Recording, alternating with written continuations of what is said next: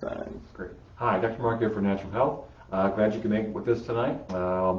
Tonight, or this month, we're actually talking about summer fun. And last week, we were gone because of the 4th of July, and now we were going to talk about dehydration here. So I'm going to talk a little bit about that first, and then we'll get into that. But before that, just as a reminder here at Natural Health, I'm in practice now for 40 years, doing chiropractic work and nutritional and dietary consulting. So we've seen thousands and thousands of patients over the years, and a lot of experience in that. So we're seeing a kind of a shift, I think, especially with all the COVID thing. People are starting to look at ways of getting themselves healthy, so they don't have to worry about these bugs and stuff. So we've done a lot of work on that, and that's one of my little sayings is don't worry, be healthy. Because if your body's healthy, if your immune system's working, the bugs are going to be out there. You shouldn't have to worry about them. And so I think we're seeing people kind of look at that more.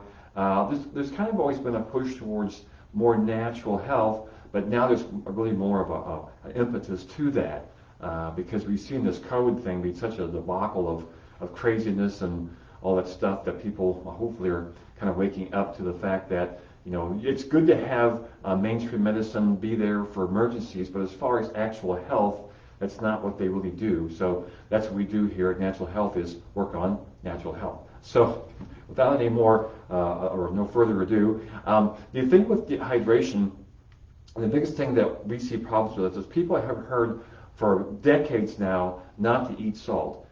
They've heard, oh yeah, salt's going to cause blood pressure to go too high, blah, blah, so no salt, especially the older people. And I would have to agree that eating refined junk white salt that is on processed food is definitely a problem. And you want to stay away from the refined junk white salt. But electrolytes, you hear that, and you even see it in a lot of the advertising for these power drinks and things, all the electrolytes. Well, electrolytes is just a fancy word for salt. I'm talking about sea salt here or mineral salt. So hydration is as much about water as much as about salt and the electrolytes. So a lot of times people, when it gets really hot, they'll drink a lot of water and they actually flush all the salt out of their body, and it's very easy to get dehydrated then. That's usually what allows people to have heat strokes and stuff like that. And again, what happens if you do have a heat stroke and you're taken to the hospital, what do they put into your body? What's in the IV bag that they do for that? Well, it's salt water. It's saline solution. So to get yourself hydrated, they even know to use salt. But they're not telling people that. So a lot of people just don't eat any salt, and then they have all these heat problems. So we find if we use good quality sea salt or mineral salt, about a level teaspoon per day is kind of an average amount, more or less depending on how much you sweat and things like that. And your average amount of water is your body weight in ounces, half of your body weight in ounces per day. So if you're 200 pounds, you want 100 ounces of water per day, and about a level teaspoon of salt-ish. So that's a general rule. And we have a nutrition we call Cal Ammo, which is a calcium salt that I use a lot in the office. And it helps even with people that get leg cramps. And if you get dehydrated, even in the summertime, you'll start getting really tired, like a worn out dish rag. And so we find if we just keep our salt in good shape, and salt too, these electrolytes have a lot to do with your pH in the body. So people that get yeast infections or thrush or, well, again, these bugs, if you just keep the pH correct in the body will do it all by itself. If you just give it the right hydration, takes care of a lot of problems. So that's a little blurb on the hydration. Tonight we're talking about breathing, though. Another one of these things that's so simple. People think, well, yeah, I breathe, I'm alive. Well, there's ways of breathing that are important to actually get the most out of life. So, when you're having fun, you're relaxed and you're breathing, your deep breaths, and you're just, especially if you're running, you're deep breathing and things like that. But if you're stressed out, you kind of stop breathing. You just get kind of tight and just kind of that panting thing, and you just really don't breathe well. And that makes you even more anxious. You get a carbon dioxide buildup. The gases aren't getting out, and you really want to get that deep breath to get oxygen to the brain too. Another important thing for cognitive function. But if you're just sitting around doing nothing and just kind of panting, and then you start watching people, especially older people, really have they're kind of really bad about that. Just kind of pant, and then they, they don't have energy, they can't think straight. If you just stop a second and breathe, and so we have a little breathing protocol that we use, and it's just a real simple thing, but it's something to get into the habit of, even doing it like when you eat. You should also always really try to calm down before you eat, so your parasympathetic system can come up, you can digest better. That's a great time to do it, I think, is just you sit down, before you start chowing down real quick, just try to breathe for a little bit, try to relax and get that digestive system some time to work. Rather than being in the sympathetic mode of racing around all day, working and all that kind of stuff, try to get yourself to calm down. So the breathing technique is just you're keeping your tongue on the top of your mouth, just behind the teeth. So you got it up on the top, and you're going to, in this exercise, you will breathe in through your nose quietly and out through the mouth. So this is really technical. So here's the next slide. So it's an inhale for the count of 4, you hold it for the count of 7, and then you exhale for a count of 8. Now, there's different numbers here, and again, it really doesn't matter, just as long as you're breathing deeply, holding it, and exhaling completely. So a quick little demonstration is just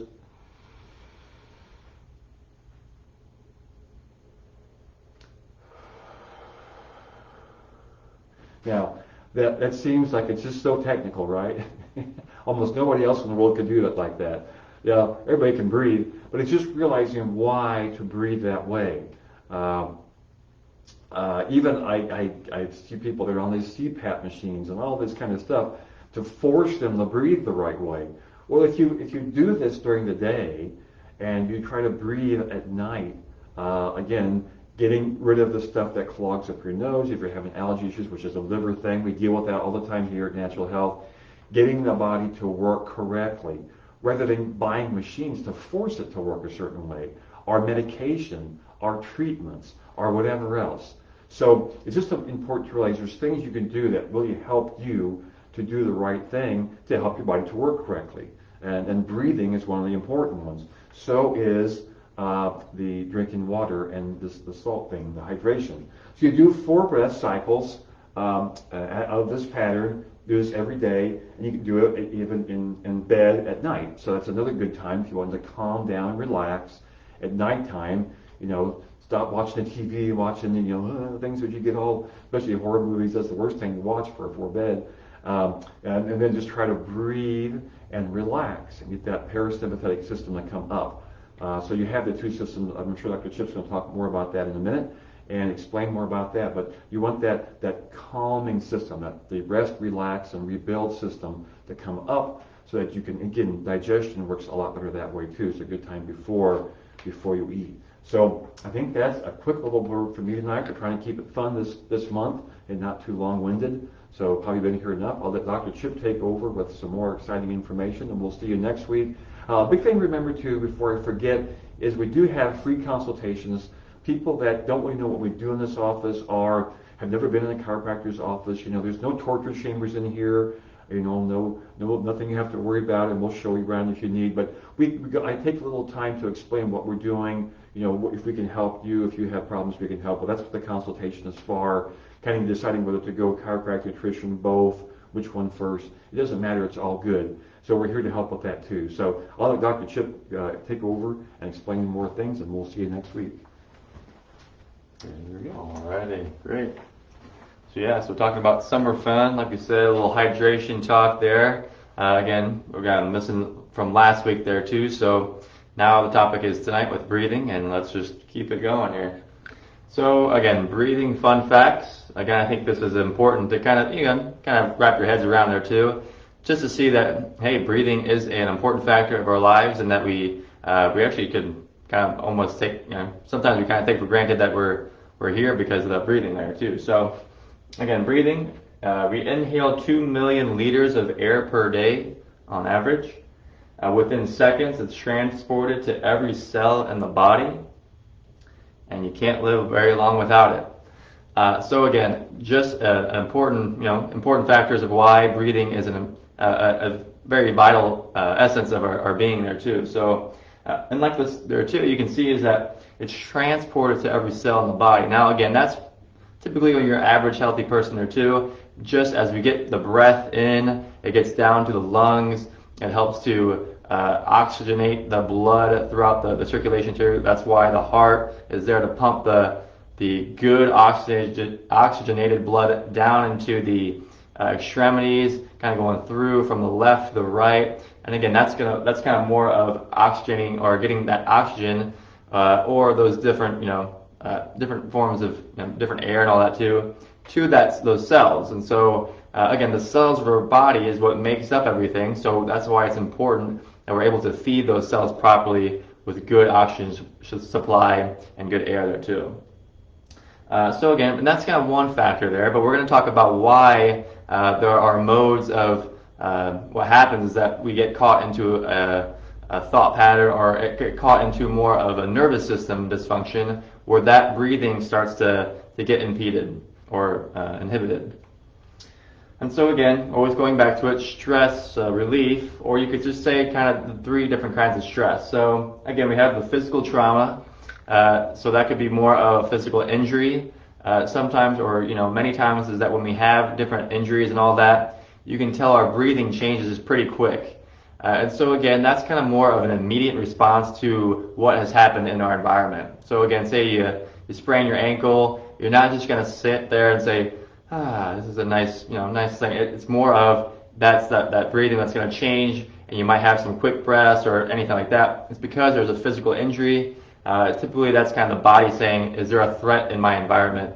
No, we need to get going here, or we need to get adrenaline running or anything like that too. So that's why the breathing kind of speeds up. Nutrition or chemical, again, a lot of times too, is that if we're not getting good foods into our body, helping to clean or keep our internal body clean, all that too, that can actually cause some ill effects there too, as we're not allowing proper functioning of our systems.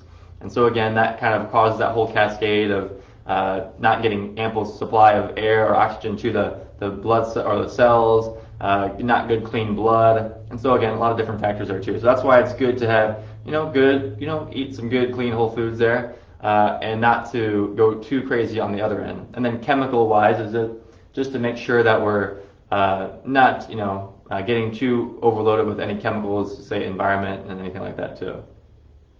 Emotional thoughts, again, we're going to talk a little bit about this one too, just because that's kind of how our nervous system plays out, is that our nervous system, again, is helping us to perceive our environment. And so the emotions and thoughts, again, can actually impede the nervous system to allow proper functioning or respond appropriately to our environment. So just like you say, maybe you're irritated about something, or you're worried about some event that's going to happen, that changes your whole perception on how you're viewing your environment. So that can be, you would say, affect our breathing patterns. So we'll kind of talk about that too. And so again, there's the brain. Again, this is kind of more of our central nervous system. The central nervous system being our brain and our spinal column or spinal cord. And so again, that's how chiropractic would help that a lot too. Just as we align the spine well, it's able to help the spine or to help the spinal cord, all the nerves to run out well, blood flow, all that too. Just making sure things are running more smoothly. Good communication from our brain to our body. But on the other hand there too, or another aspect, is that our brain or our nervous system is how, again, like we said, being able to interpret information from our environment.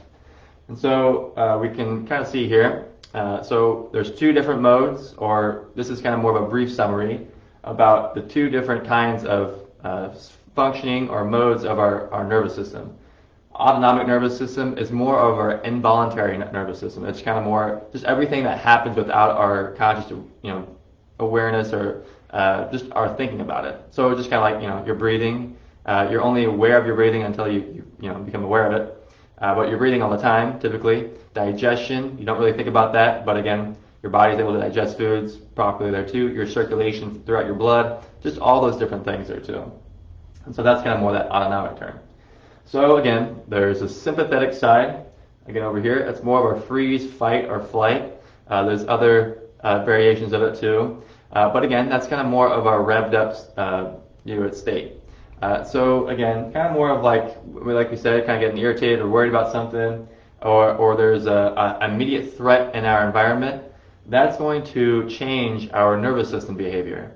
And so again, that's why you can kind of notice or see that when we do have something like that going on, our breathing is going to start to change based on the environmental stimulus or how we think about it.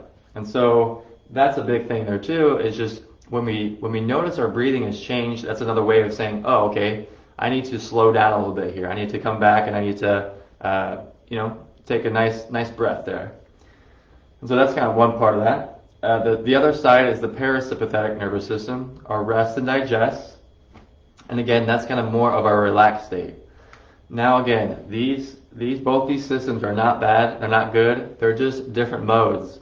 So we need both of them to function properly in our world there too. And so again, that's kind of more of you're eating a good meal, or you're hanging out with friends, or you're having a good time. And again, this can be, the sympathetic nervous system can be also too of playing sports or being competitive, all that too. So again, just those different states there.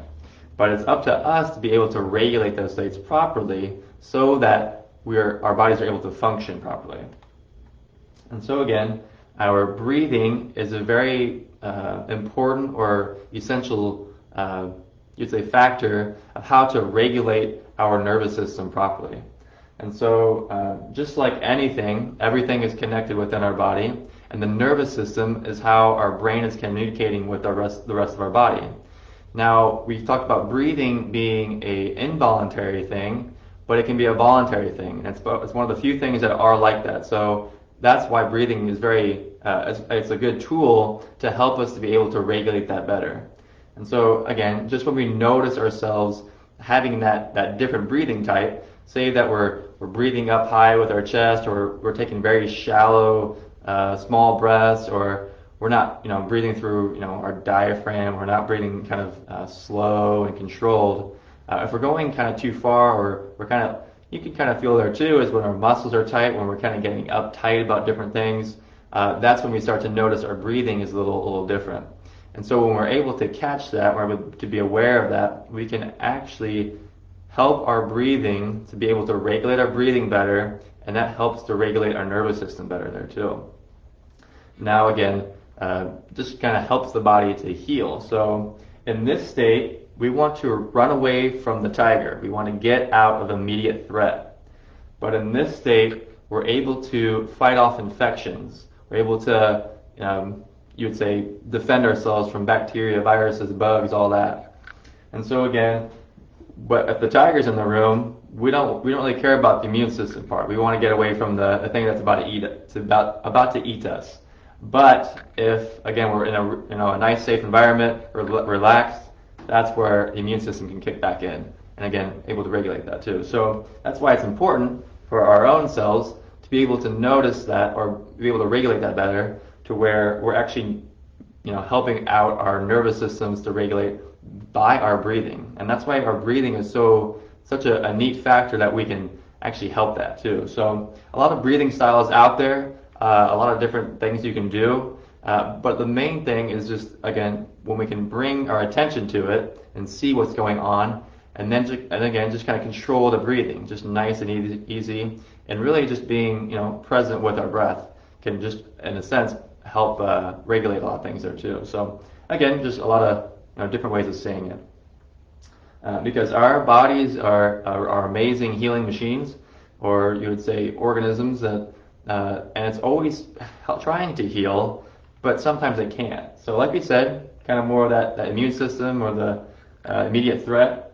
If we're in this state, we're not in an opportune moment to heal. Our bodies aren't wanting to heal, they're wanting to run, or they want to fight. So again, just different places of energy that we're placing there too. And then again, just kind of more of our healing. So we want to make sure that's a fine balance there too. So again, just like we said there too, breathing, oxygen to the body, focus. Again, we can have breathing techniques, we have different styles, but even just our focus and attention on our breathing alone is very helpful there too. Slow and steady wins the race. Diaphragm, again, when we breathe, sometimes we have a tendency to breathe with our chest and up here.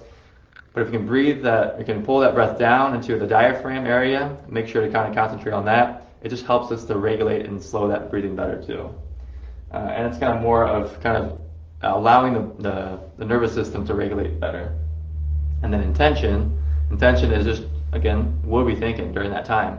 We don't want to try to force anything. We don't want to try to fix something. We're just, again, just being there, just helping to regulate ourselves there too. So again, just kind of pretty short and sweet there.